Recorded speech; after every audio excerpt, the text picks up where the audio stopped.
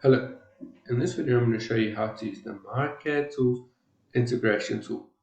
This tool allows you to standardize your documents using customizable rules. So let's open the tool. Tools, MyCADtools Integration. In this example, I want to change the standard of all my documents.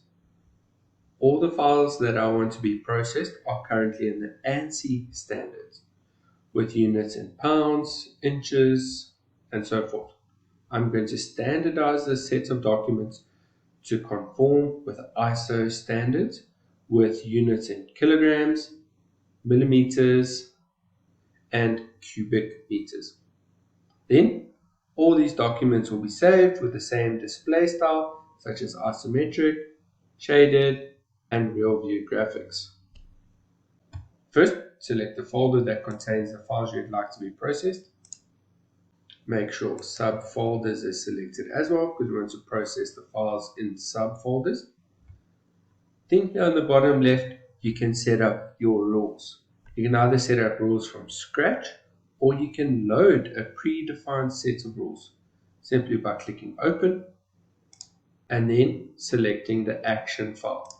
As you can see over here on the left hand side, I've got 5 rules that want to be processed. I'm going to make sure the mass is in kilograms, length is in millimeters, the volume uses the correct units, we specify the correct drafting standard, and we update the graphics preview. If you select the rule on the left hand side, you can see the condition definition and the operation definitions on the right hand side. Once you're happy with setting up your rules, simply select Apply All. Once the process is complete, you can see the report, which will show how many files have been processed, how many succeeded, how many failed, and so forth.